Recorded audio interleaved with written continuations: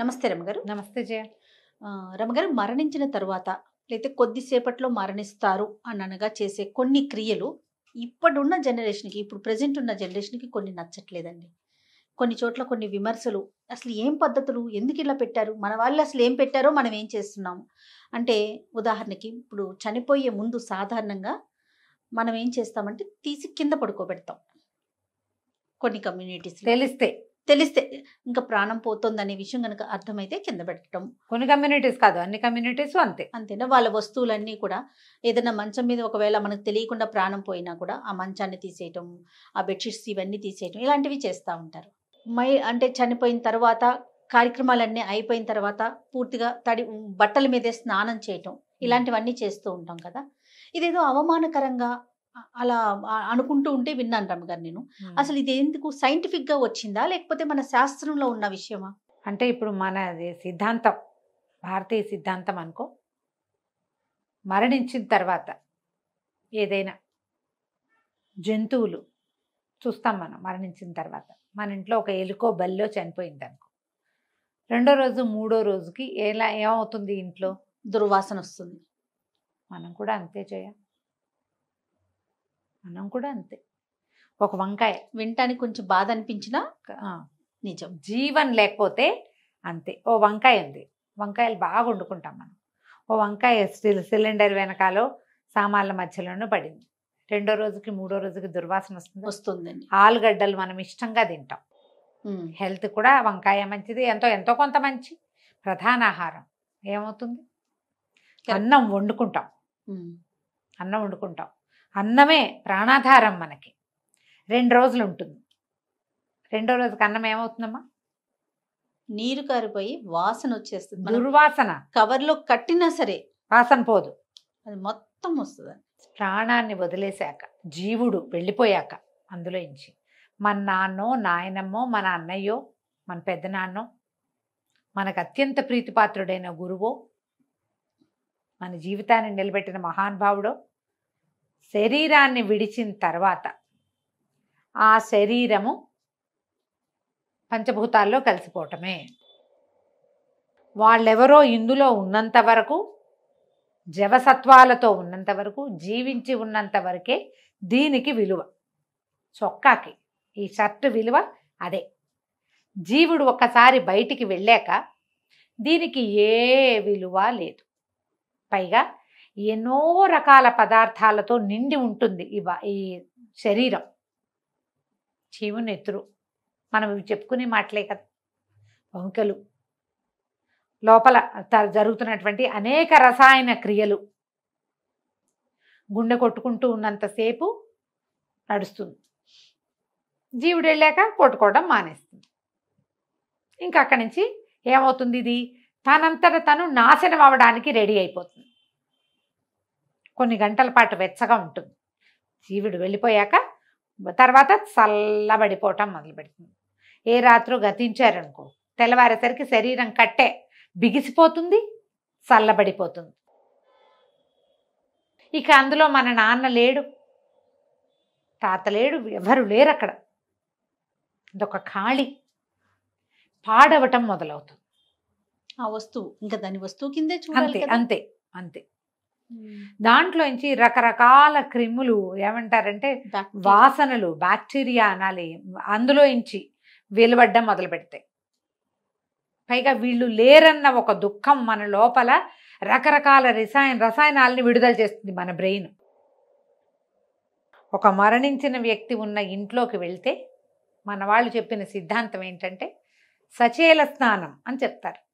ఇక్కడి నుంచి సావు ఇంటికి వెళ్ళాం, అవును, తిరిగి వచ్చాక నువ్వు ఇంట్లో అన్ని ముట్టుకుని మంచాల మీద కూర్చుని తర్వాత ఎప్పుడో నీకు కుదిరినప్పుడు టిఫిన్ తిని స్నానం చేయటం కాదు, ఇమ్మీడియట్గా స్నానం చేయాలి.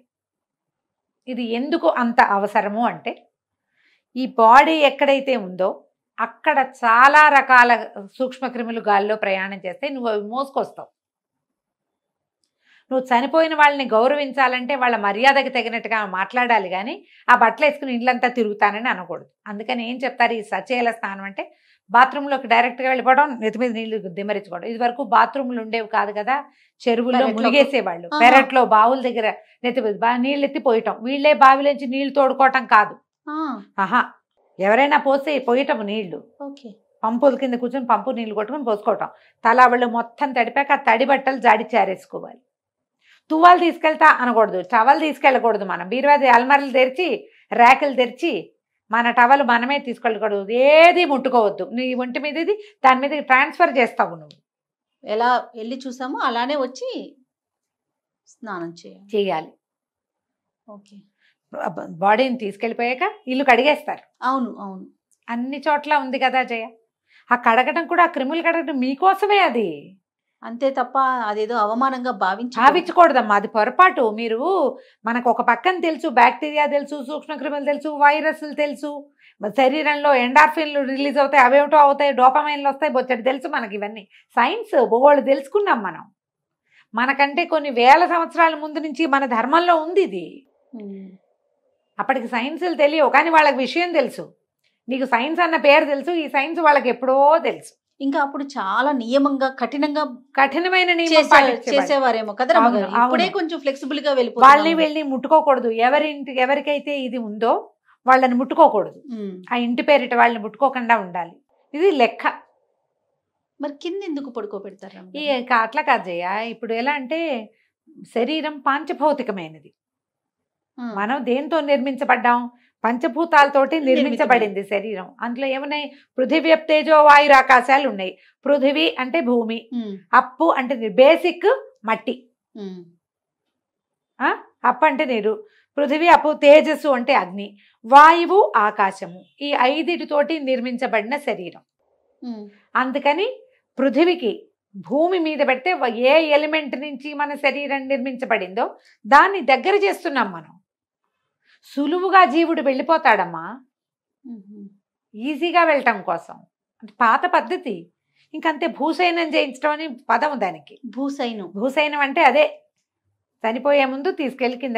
ఇప్పుడు రాత్రిపూట నిద్రలోనే పోయారు, తెలీదు కదా.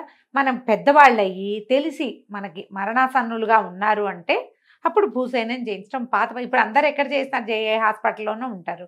అక్కడి నుంచి వెళ్ళిపోతారు. అవకాశం ఉన్నప్పుడు చేయగలుగుతారు. కాదు, ఒక్కొక్కళ్ళకి ఒక పట్టుదల. కాదు, మా నాన్న సుఖంగా బతికాడు, ఇప్పుడు కూడా సుఖంగానే పోవాలనుకుంటారు. మీరు వాళ్ళకి హెల్ప్ చేస్తున్నారు నేల మీద పడుకోబెట్టి. ఆ జీవుడు సులువుగా వెళ్లేందుకు అవకాశం ఇస్తున్నాం మనం నేల మీద పడుకోబెట్టడం అంటే. అది ఒక రకమైన రెస్పెక్ట్, అంతే. అదేం తప్పు కాదమ్మా. తప్పుగా భావించొద్దు. పాత పద్ధతి అంటే అది పూర్వీకుల పద్ధతి. ఇప్పుడు మేమెందుకు చేస్తాము అంటే నీ ఇష్టం. అది ఇంకా నీ ఇష్టం. వాళ్ళు మరణించాక ఏమవుతారో నువ్వు తెలుసుకోవాలా. ఇంకా సైన్స్ మరణించిన తర్వాత జీవుడు ఎట్లా ప్రయాణం చేస్తాడు, ఎక్కడికి వెళ్తాడు, ఎన్ని రోజులు ఉంటాయి, వాడిలో పంచకోశాలు ఉన్నాయి, ఒక కోశం ఇక్కడ ఉండిపోతుంది, తెలీదు మనకి. సైన్స్ అది కనిపెట్టాల. అవన్నీ కనిపెట్టింది ఇది శాస్త్రం ఉంది దానికి. లేదు, మనకు తెలియదు కదా జయ. అంతే కదా అమ్మగారు. అమ్మవారు చెప్తారు పంచకోశాంతర స్థిత అని చెప్తారు. మన 5 కోశాల్లోనూ అమ్మ ఉంటుంది, వెళ్ళిపోతుంది. అది మరి తెలుసుకోవాలి మనం. అది మన శాస్త్రం చెప్పింది. ఇలా చేయాలి, ఇలా ఉండాలి, ఈ రకంగా ఉంచాలి అని. ఈ జీవుడు ఎంతకాలం ఇక్కడ ఉంటాడో మరణించిన తర్వాత నీకు తెలుసా? సినిమాల్లో చూస్తావు నువ్వు. అంతే సినిమా వాళ్ళలో చూపిస్తుంటారు. అది వీళ్ళు ఎంభటలు రావడం, తీసుకుపోవటం, తర్వాత ఇక్కడ జరిగేవన్నీ చూడడం, వీళ్ళే పైకి వెళ్ళి మాట్లాడడం, కిందకెళ్ళి ఇదేంటి నేను పోయానా అని వాళ్ళే ఆశ్చర్యపోవడం అన్నీ కథల్లో, సినిమాల్లో ఉంటాయి. ఒరిజినల్గా ఏ సైన్స్ అయినా దీని గురించి చెప్పిందా? కానీ సైన్స్ ఒక విషయం చెప్పింది. ఒక్కసారి మనిషి మరణించాక ఆ బాడీ ఎందుకు ఉపయోగపడదు? ఏమో ఉపయోగపడుతుంది. ఇప్పుడు సైన్స్ మనకి డెవలప్ అయింది కాబట్టి కొన్ని పార్ట్స్ని మనం వాడుకోవచ్చు సరైన సమయంలో. అందులో కూడా ఏంటి మనమే చెప్తున్నాము, శాస్త్రం చెప్పింది. కొన్ని గంటల పాటు శరీరం వెచ్చగా ఉంటుందని పూర్వీకులకి తెలుసు. ఆ వెచ్చదనం ఉన్నంతలోపు అన్ని అవర్స్ లోపల దాన్ని మనం వాడుకో. సైన్స్ మనకి వచ్చిన డెవలప్మెంట్ సైన్స్ వల్ల ఈ బాడీ పార్ట్స్ని వాడుకోవడం. సైన్స్ని తక్కువ చేయట్లేదమ్మా, ఇవి ఉపయోగపడతాయి. ఇంకొక మనిషి హాయిగా బతకడానికి ఈ మరణించిన వ్యక్తి సహాయపడతాడు. పెద్ద గుండె కలిగిన వాడు అతను, అందుకే ఇచ్చాడు అవన్నీ. సంతకం మనమే పెట్టాలి కదా జయ, నా బాడీ పార్ట్స్ వాడుకోండి అని. పోని బాడీ పార్ట్స్ వాడారు, మిగిలిన దాన్ని ఏం చేస్తారు? షోకేజ్లో పెడుతున్నారా? లేదు కదా. లేదు, ఖననం చేస్తారు. ఖననమో దహనమో చెయ్యాలి. అయితే బాధ పెడతారు, లేకపోతే కాలుస్తారు, ఇదే చేస్తారు. ఇంకా కొంతమంది ఉన్నారు మహానుభావులు, ఈ మెడికల్ కాలేజీలోకి అక్కడికి నా బాడీని, అదంతా ఇప్పుడే కదమ్మా డెవలప్ అయింది. బాడీ వాడుకోండి కెడావర్ అంటారు, అవి కావాలి వాళ్ళకి. ఇవి తెలుసుకోవడానికి, హ్యూమన్ బాడీ ఎలా పనిచేస్తుందో తెలుసుకోవడానికి స్టూడెంట్స్కి ఉపయోగపడడం కోసం మెడికల్ కాలేజీలకి డొనేట్ చేయబడ్డాం. అందరం చేయం కాదు అసలు. ఇది అందరి వల్ల కాదుగా. ఏ పల్లెటూళ్ళలోనూ ఉంటారు, అక్కడ అవకాశాలు ఉండవు. కొంచెం కాస్త టౌన్లు సిటీల్లో ఈ అవకాశాన్ని ఉపయోగించుకుంటారు. మిగిలిన భాగాలన్నీ వెళ్ళవలసిందే అంతే కదా. ఇది ఈ పాత పద్ధతుల్ని తెగనాడాల్సిన పని అయితే లేదు. అందులో కూడా మనం చెప్పుకుంటున్న సైన్స్ ఎంతో కొంత ఉన్నది. ఇవన్నీ టైం టెస్టెడే. ఇప్పుడు ఎలా అయ్యారంటే వాళ్ళది ఎవరిదో చావు వార్త, ఎవరో పోయారని చెప్పుకున్నా కూడా మన స్నానం చేయాలా అని అడిగే పిచ్చి వాళ్ళు ఇంకా ఉన్నారు. ఎవరో మా బాబాయ్ చనిపోయాడు అని చెప్పారు, నేను స్నానం చేయాలా చావు వార్త విన్నా కదా అని. ఇప్పుడు దీనికి ఇవన్నీ కూడా క్రమంగా ఎలా అయిందంటే ఒక్కొక్క కమ్యూనిటీని బట్టి ఈ ఎన్ని రోజులు వీళ్ళు దీన్ని పాటించాలి అనేది, ఆ మైలు ఎన్ని రోజులు, పక్షిని 3 రోజులు మైలేనా, వార్త వినగానే స్నానం చేస్తే సరిపోతుందా, చూసొచ్చి స్నానం చేస్తే సరిపోతుందా, ఇవన్నీ కూడా ఎవరెవరికి సరిపడా శాస్త్రాలు వాళ్ళకు ఉన్నాయి. ఏడాది పండగలు పబ్బాలు అన్నీ మానేయాలా, ఎవరు మానేయాలి ఎవరు మానేయకూడదు. బట్టలు పెడితే సరిపోతుంది, నెల లోపల ముహూర్తం పెడతారు పంతులు గారే ముహూర్తం పెడతారు. ఆ పెట్టిన ముహూర్తాన్ని బట్టి మంచి రోజుని బట్టి ఆ రోజున బట్టలు పెట్టించి ఆ తర్వాత నుంచి వీళ్ళ ఇళ్లలో మళ్ళీ వ్యవహారాలు మీ కమ్యూనిటీని బట్టి పాటించుకోవాలి. అవి మీ పెద్దలు మీ ఇళ్లలో ఎలా చేస్తారు. ఇప్పుడు కొన్నైనా మనం మన ఇంట్లో పద్ధతులు పాటిస్తాం కదా, సంస్కృతి సాంప్రదాయం అంటాం మనం. మన దేశానికి ఒక సంస్కృతి, మన ప్రాంతానికి ఒక పద్ధతి, మన ఇంటికి ఒక సాంప్రదాయం. మీ సాంప్రదాయం ఏదో దాన్ని పాటిస్తే సరిపోతుంది. దానికి వ్యతిరేకంగా వెళ్ళి నేను సూపర్గా చేశానని నేను అనుకోవద్దు. మీరు ఎక్కడికి వెళ్ళినా ఏదో ఒక సాంప్రదాయం మీ వెన్నంటి ఉంటుంది. మేము అవేం చేయమంటావు, నువ్వు నీ ఫ్రెండ్ మేము చేస్తానంటుంది. 2-3 డాక్టర్లను కలుస్తాను కలిసాం ఒక సందర్భంలో, అవన్నీ ఏముండవు. ఇంపార్టెంట్ బాడీ పాడైతే ఇదంతా ఇదైపోతుంది, అది చాలా బ్యాక్టీరియాస్ రకరకాలు రిలీజ్ అవుతాయి, పనికిరాదు అని చెప్పారు. ఇంకొక ఆవిడ చెప్పారు, ఆవిడ కూడా 2 సీనియర్సే చేయాలి. పాత పద్ధతులన్నీ కరెక్టేనండి. ఆ దుఃఖం నుంచి మనం బయటపడడానికి కూడా మనకు 10 రోజులు పడుతుంది. ఈ దుఃఖావేశం, మరణ దుఃఖం, ఆత్మీయుల్ని కోల్పోయిన ఆ లోన్లీనెస్, ఆ కష్టం, వాటి వల్ల మనకి బోల్డ్ అని రకాల ఇవి రిలీజ్ అవుతాయి, కెమికల్స్ బాడీలో, రసాయనాలు. ముట్టుకోకపోవటమే మంచిది. అందుకని సాత్విక ఆహారం తింటారు. అందరి ఇళ్లలో ఏం చేస్తారో నాకు తెలియజేయ. మా ఇళ్లలో అరటికాయ, పెసరపప్పు అలాంటివి తింటారు, ఊరగాయలు అవి తినరు, పెద్దగా కారాలు అవి తినరు, పెసరపప్పే వండుకోవాలంటారు, కందిపప్పు అవి వండరు. 10 రోజులు, మొదట 12-13 రోజుల పాటు కందిపప్పు వండరు. చివరి 13వ రోజునే మంచి మామూలు ఆహారం తింటాం. అప్పటిదాకా చప్పటివే, తిరగమాతలు అవి తక్కువ వేస్తారు, తిరగమాతలు ఉండవు, అలా చేసుకుంటారు. మన ఇంట్లో ఆ రోజు ఎవరైతే మరణించారో ఆ రోజు వంటలు కూడా చేయరు. అవును, డెడ్ బాడీ ఉంటే ఊరంతా భోజనం చేయకుండా ఉండే కాలం కూడా ఉండేది. ఎవరిళ్లలోనూ పొయ్యి వెలగదు, పాతకాలపు పద్ధతి అనుకో.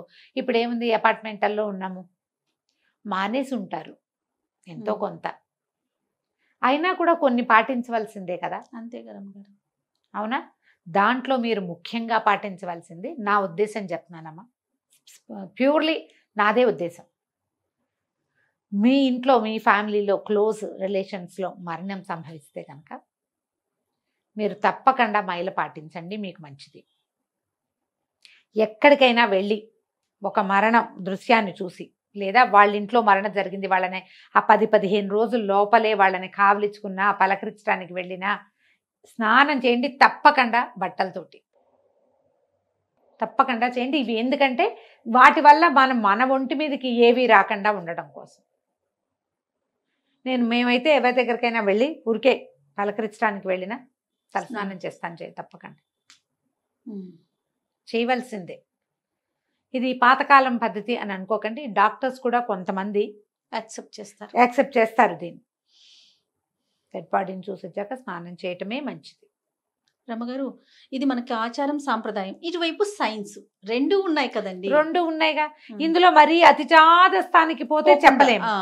అది కరెక్ట్.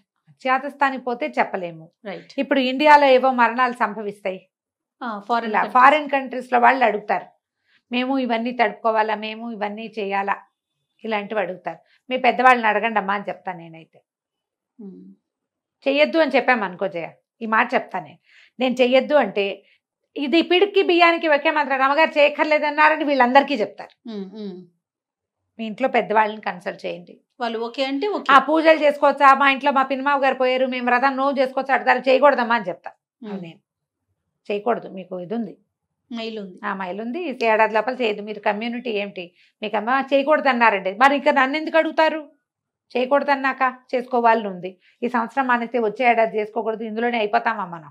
అదే కదా, అయిపోం కదా, వచ్చే సంవత్సరం చేసుకోవచ్చు. రైట్. ఎప్పుడు పాత సాంప్రదాయాలు మంచివేనమ్మా. అయితే విను, ఈ పాట అడుగు, చనిపోయిన వారి ఫోటోలు దేవుడి దగ్గర పెట్టుకోవచ్చా, అడిగేసే ఇందులో. అయితే రమగారు, చనిపోయిన వారి ఫోటోల్ని మనం దేవుని మందిరంలో కానీ దేవుడి రూమ్లో కానీ పెట్టుకోవచ్చు అని?